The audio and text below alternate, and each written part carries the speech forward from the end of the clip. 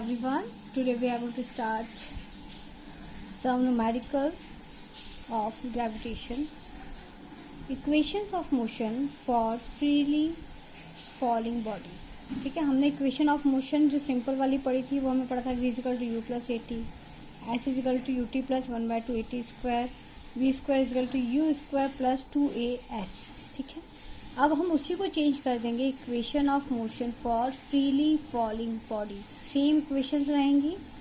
जहाँ पर हमारा a है वहाँ पर g आ जाएगा, और जहाँ पर हम डिस्टेंस की बात करते हैं उसको हम हाइट की टर्म में बात करेंगे, क्योंकि जब हम भी फ्रीली फॉलिंग बॉडी की बात करते हैं मतलब कोई चीज़ फ्रीली ऊपर से ड्रॉप हो रही है या गिर रही है. ठीक है, इसलिए हमने हाइट लिया है, क्योंकि कभी भी हम अगर वर्टिकली देखेंगे तो हम किसी फ्लोर पर खड़े हैं तो हमने कुछ फेंका तो एक हाइट कहलाएगी, इसलिए हमने एस को एच कर दिया है डिस्टेंस को, और एक्सेलरेशन को जी से डिनोट कर दिया है. ये हमने इक्वेशन चेंज कर दी तो हमारे पास नई इक्वेशन ऑफ मोशन आ गई है ग्रेविटेशन की, फ्री फॉलिंग बॉडीज़ की. तो it is v is equal to u plus g t, h is equal to u t plus 1/2 g t square, v square is equal to u square plus 2gh. अब इसके कुछ rules होते हैं. जब भी हम कोई न्यूमेरिकल्स करते हैं तो उसके 4 या 5 रूल्स होते हैं जो हमें फॉलो करना पड़ते हैं, और अगर ये रूल्स आपने अच्छे से समझ लिए तो आप कोई भी ग्रेविटेशन का फॉर्मूला हो, कोई भी ग्रेविटेशन का न्यूमेरिकल हो, आप इजीली सॉल्व कर सकते हैं. तो प्लीज़ लिसन केयरफुली वो 5 रूल्स कौन से हैं. First, when a body is falling vertically downwards, its velocity is increasing, so the acceleration due to gravity g is taken as positive. और इसकी वैल्यू में पता है 9.8 मीटर पर सेकेंड होती है acceleration due to gravity. Positive sign आ रहा है, क्यों आ रहा है? अगर हमने कोई भी बॉडी को वर्टिकली डाउनवर्ड्स मूव कराया, ठीक है, तो इसका मतलब क्या है, यहाँ पर हमारी अर्थ है, और जो अर्थ है उसके सेंटर से ग्रेविटेशनल फोर्स इसकी तरफ लग रहा है जो इसको अट्रैक्ट कर रहा है. तो ये जो नीचे की तरफ आ रही है और जो अट्रैक्शन फोर्स है वो दोनों एक ही तरफ लग रहे हैं, इसलिए हमारा जो एक्सेलरेशन है वो पॉजिटिव साइन लेगा. सेकेंड रूल क्या है, when a body is thrown vertically upwards, its velocity is decreasing, so the acceleration due to gravity g is taken as negative. अगर हम अपोजिट बात कर ले, अगर मैंने ये कोई स्टोन लिया है और मैंने इसको अपवर्ड्स फेंका है ना, ये मेरा अर्थ है, और मैंने यहाँ से कोई स्टोन को ऊपर की तरफ फेंका है ना. अब जब इसको ऊपर की तरफ फेंक रही हूँ तो इसकी जो डायरेक्शन है वो अपवर्ड्स है, तो ये ऊपर की तरफ अपना फोर्स अप्लाई कर रहा है, ऊपर की डायरेक्शन में जा रहा है, लेकिन इसके नेगेटिव में क्या लग रहा है, ग्रेविटी लग रही है जो कि इसको अपनी तरफ अट्रैक्ट करना चाहती है. तो इसके कारण जो हमारा जी होगा वो क्या हो जाएगा, नेगेटिव हो जाएगा. यहीं पर वो चीज दोनों साथ में सेम डायरेक्शन में थे इसलिए पॉजिटिव हो गया था. ये इस डायरेक्शन के अपोजिट है ना, रिटार्डेशन कर रहा है, इसलिए इसकी वैल्यू -g ली जाएगी. तो हम जब भी कोई चीज़ को वर्टिकली अपवर्ड्स फेंकेंगे तो उसमें हम नेगेटिव साइन को अप्लाई करेंगे, मतलब उसको हम रिटार्डेशन भी बोल सकते हैं. नेक्स्ट है drop free from a height. जब भी हम किसी चीज़ को किसी पॉइंट से, जैसे मैंने यहाँ से अगर उसको थ्रो किया अपने आप वो नीचे गया, तो इसके पहले मैंने इसको ये स्टडी है ना स्टेशनरी पोजीशन पे था, फिर मैंने इसको छोड़ा, तो जो हमारी इनिशियल वेलोसिटी या स्पीड होगी वो हमेशा 0 होगी जब हम किसी चीज़ को भी किसी हाइट से फ्रीली फॉल कराते हैं. Fourth is thrown vertically upwards. जब भी मैं किसी चीज़ को वर्टिकली अपवर्ड्स किसी बॉडी को फेंकूंगी तो उसकी फाइनल वेलोसिटी 0 होगी. क्यों 0 होगी? क्योंकि वो कुछ पॉइंट पर जाकर अपने आप रुक जाएगा और वापस नीचे आने लगता है ना. आप किसी भी पत्थर को कितना भी ऊंचा फेंक दोगे थोड़ी टाइम बाद वो नीचे आता है, ठीक है. तो अगर हमने उसको ऊपर फेंका थोड़ी देर बाद वो किसी भी एक हाइट पर जाके वापस आने लगेगा, तो उस हाइट पर जाके क्या हुआ, रुक गया, उसके बाद वो नीचे आना स्टार्ट हुआ. तो वो क्यों हुआ? क्योंकि जब भी रिटार्डेशन होता है या नेगेटिव एक्सेलरेशन होता है तो हमारी चीज़ ऑटोमेटिक रुकना चाहती है, तो यहाँ पे रेस्ट पे आ गया और फिर नीचे आना स्टार्ट हुआ. इसलिए इसकी फाइनल वेलोसिटी हम क्या लेंगे, जब भी हम वर्टिकली किसी चीज़ को फेंक रहे हैं तो उसमें उसकी फाइनल वेलोसिटी या फाइनल स्पीड क्या होगी, 0 होगी. The last point is the time taken by a body to rise to the highest point is equal to the time is taken to fall from the same height. इसका मतलब क्या हुआ कि जब भी कोई बॉडी ऊपर तक जा रही है, किसी एक मैक्सिमम हाइट पर जा रही है, जब हमने उसको थ्रो किया है, वहाँ से फेंका है, तो जो उसका टाइम होगा वो उस पॉइंट के इक्वल, जितना उसने हाइट कवर की है उस पॉइंट को हम पूरा माना जाएगा. मतलब यहाँ से लेके यहाँ तक का टाइम जो भी है, इसने यहाँ से यहाँ तक आने में जितना टाइम लगा, 2 सेकेंड 5 सेकेंड, वो हम पूरा काउंट करेंगे जितनी हाइट तक वो जाएगा, चाहे वो फॉल का हो, चाहे वो वर्टिकल अपवर्ड्स हम थ्रो कर रहे हो, उसकी कंडीशन हो. ठीक है. So we are going to start some small numerical, जिसमें हम इन सब को क्लियर कर लेंगे. एनसीईआरटी के जो न्यूमेरिकल्स हैं वो हाई लेवल के हैं, तो हम पहले लो लेवल से स्टार्ट करेंगे. जब हम इसमें अच्छे से पॉजिटिव हो जाएंगे तब हम उसको करेंगे, क्योंकि उसमें मास भी है, वेट भी है, मून का मास और ग्रेविटेशनल फोर्स के भी फॉर्मूलेज हमें अभी आइडेंटिफाई करना है. तो अभी बहुत सारी चीज़ें अभी ग्रेविटेशन में बची हैं, इसलिए अभी हम एनसीईआरटी के क्वेश्चंस ना लेके मैं नॉर्मल क्वेश्चंस ले रही हूँ, और उसको पहले हम सॉल्व करके देखेंगे जो इजी क्वेश्चंस हैं, और उसके बाद हम एनसीईआरटी के क्वेश्चंस नेक्स्ट वाले सेशन में, मतलब मास और जब वेट हो जाएगा और मून हो जाएगा उसके बाद कराएंगे.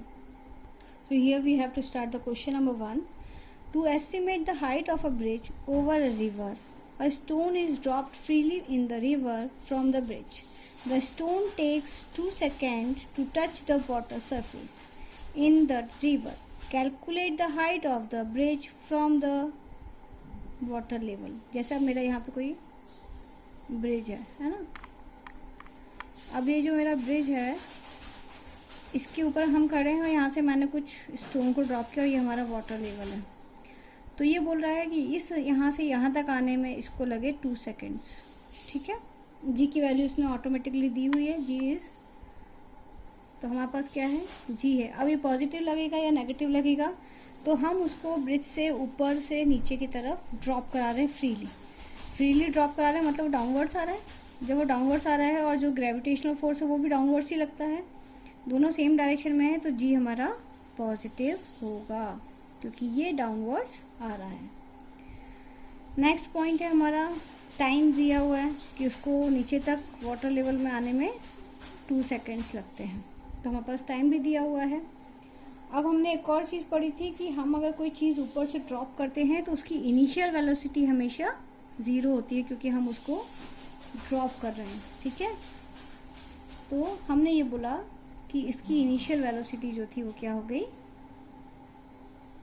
0 हो गई. ये हमें याद रखना है कि अगर हम ऊपर से ड्रॉप कर रहे हैं तो इनिशियल वेलोसिटी 0 होती है, अगर मैं नीचे से ऊपर की तरफ फेंक रही हूँ तो वो फाइनल वेलोसिटी 0 होती है. ठीक है. तो हमने ये 3 चीज़ आइडेंटिफाई कर ली. अब हमें निकालना क्या है वो देखेंगे. कैलकुलेट द हाइट, मतलब हमने हाइट निकालना है इसकी,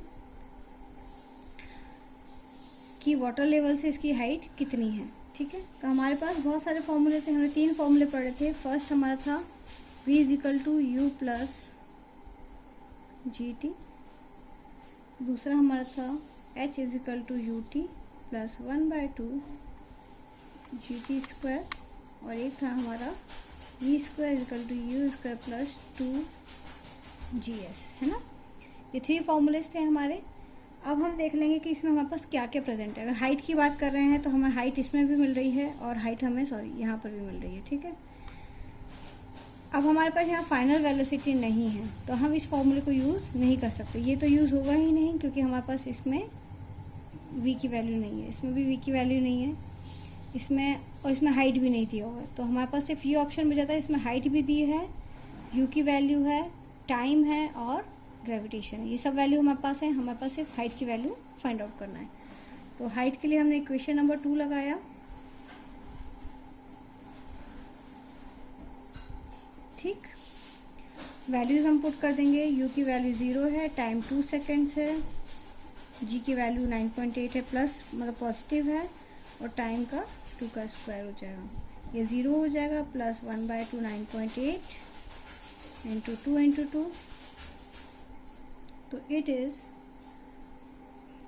19.6 मीटर. तो हमारी जो हाइट हो जाएगी वो कितनी हो जाएगी, 19.6 मीटर. तो this is the answer. The next question is second one. When a ball is thrown vertically upwards, it goes through a distance of 19.6 meter.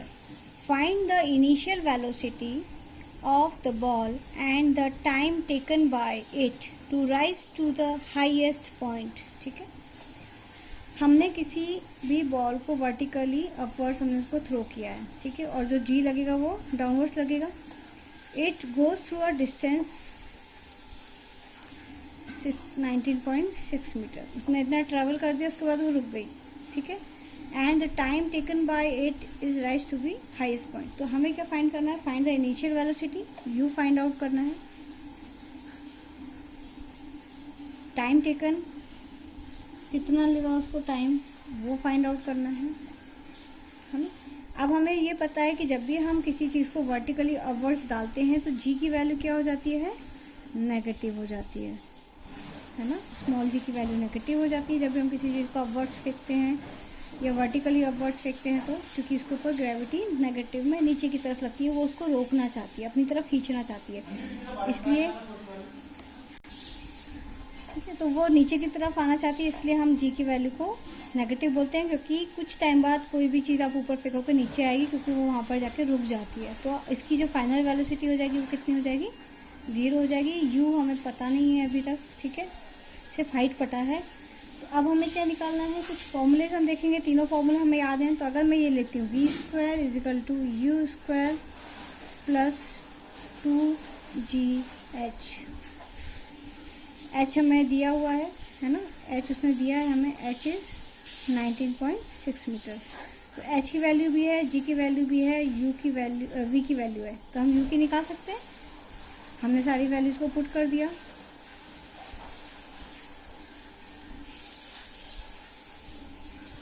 ये नेगेटिव साइन आएगा इसमें, ये याद रखिएगा. और जो हाइट है वो है 19.6 मीटर. हम इसको इस तरफ ले गए, माइनस साइन आया, -2 इंटू 9.8 19.6. माइनस माइनस कट गया. जब हम इसको मल्टीप्लाई करेंगे तो ये भी 19.6 और ये भी 19.6. तो यू स्क्वायर जब हम बताएंगे तो ये कट जाएगा. तो it is 19.6 metre per second. तो हमें इनिशियल वेलोसिटी इसकी पता पड़ गई कि कितनी थी. अब नेक्स्ट है कि हमें इसका टाइम फाइंड आउट करना है कि कितना टाइम ये लेगा सबसे हाईएस्ट पॉइंट पर जाने में. मतलब 19.6 मीटर जाने के बाद इसको यहाँ तक पहुँचने में कितना टाइम लगा अर्थ से लेके यहाँ तक. तो इस हाइट के लिए हमारे पास एक फॉर्मूला होगा v is equal to u plus g t, है ना. क्योंकि इसमें टाइम भी है, जी की वैल्यू आ गई, यू की वैल्यू, v की वैल्यू हमारे पास गिवन है. तो हम लिख देंगे v की वैल्यू हमारे पास 0 है, u की वैल्यू 19.6 है, g की वैल्यू 9.8 है माइनस में, और टाइम हमें फाइंड आउट करना है. यह जगह 19.6 9.8 इंटू टी, ठीक है. तो t इज माइनस से माइनस कैंसिल हो गया, 19.6 और 9.8. तो it is 2 second. So the answer is 2 second. Easy questions होते हैं, बट हमें उसका लॉजिक समझना पड़ता है ना. अब नेक्स्ट वाला जो क्वेश्चन थर्ड में ले रही हूँ. A ball is thrown up with a speed of 15 metre per second. How high will it go before it begins to fall. मतलब ये पूछ रहे हैं कि हमने यहाँ से वर्टिकली किसी बॉडी को थ्रो किया है, ठीक है, तो वो 15 मीटर पर सेकेंड से जा रहा है ऊपर की तरफ. तो वो कितनी हाइट तक पहुंच पाएगा, मैक्सिमम कितनी हाइट वो अचीव कर पाएगा, ठीक है. तो सबसे पहले अगर हमने थ्रो किया है तो फाइनल वेलोसिटी कितनी हो जाएगी? 0, क्योंकि यहाँ पर आके वो रुक गया, एक हाइट पर जाके वो रुक गया. तो इसकी फाइनल वेलोसिटी क्या हो गई? 0 हो गई. यू हमें दी हुई है, मतलब हमें ये पता करना था ना कौन सी वेलोसिटी दी है, तो इसने यू दी है. अब जब वो अपवर्ड्स जा रही है तो जी जो है वो यहाँ पे नेगेटिव में लग रहा होगा, जिसके कारण वो रुकना चाहती है. तो ये हमने जी की वैल्यू भी लिख ली. माइनस लगेगा क्योंकि वो अपवर्ड जा रहा है कोई भी ऑब्जेक्ट. अब हमें इसकी फाइंड आउट करना है हाइट, ठीक है. अब हाइट हम निकालना चाहेंगे तो हमारे पास फॉर्मूला है h is equal to u t plus 1/2 ये वाला, और एक हमारे पास है v square is equal to u square plus 2gh। अब इन दोनों में से जो हमें गिवन डेटा है उसके अकॉर्डिंग हम ले लेंगे। तो हमारे पास टाइम गिवन नहीं है तो हम इसको नहीं ले सकते क्योंकि इसमें टाइम नहीं दिया है और हाइट भी नहीं दी है। दो अननोन वैल्यू हो जाएंगी, इसलिए हमें एक ऐसा फॉर्मूला लेना है जिसमें एक ही अननोन वैल्यू हो। v की वैल्यू दी है, u की वैल्यू दी है, g की वैल्यू दी है, सिर्फ h जो है हमें निकालना है हाइट, तो हम इस फॉर्मूले को ले लेंगे। तो इक्वेशन नंबर 3 हम लेंगे, उसमें वैल्यूज पुट कर देंगे। v की 0 है, u की 15 इंटू 15, g हमारा नेगेटिव में जाएगा क्योंकि वो अपवर्ड जा रहा है और हाइट हमें फाइंड आउट करनी है।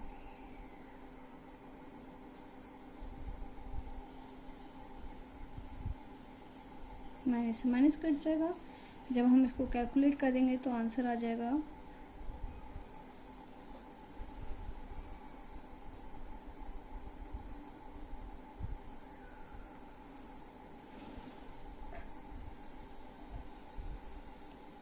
11.4 मीटर। ये हमारा आंसर आ गया। जो मैंने ये 5 रूल्स बताए हैं इनको बहुत अच्छे से समझना है कि अगर कोई बॉडी हम ऊपर से नीचे की तरफ से फ्रीली फॉल करा रहे हैं ऐसे, तो हमेशा ग्रेविटेशन फोर्स पॉजिटिव होगा और उस टाइम में फाइनल इनिशियल वेलोसिटी 0 होगी। जब हम किसी चीज़ को ऊपर की तरफ फेंक रहे हैं तो एक्सीलरेशन जो होगा, मतलब ग्रेविटेशनल जो एक्सीलरेशन होगा वो नेगेटिव होगा और फाइनल वैल्यू जो होगी वेलोसिटी की वैल्यू वो 0 होगी। ये चारों पॉइंट हमें याद रखना है। और टाइम जितना ऊपर जाने में लग रहा है, अगर हम किसी चीज़ को नीचे फेंकेंगे तो भी उतना ही टाइम वो कवर करेगा। तो हमें ये 5 पॉइंट्स अच्छे से याद रखना है, तो आप कोई भी न्यूमेरिकल कर सकते हैं। इसके बाद वाले में मैं आपको मास, वेट और मून का जो एक डेरिवेशन है कि क्या रेशियो होता है ग्रेविटी का, एक्सेलरेशन का, तो वो बहुत इंपॉर्टेंट जो एग्जाम में आता ही आता है। 11th में भी बहुत यूज़ होगा वो।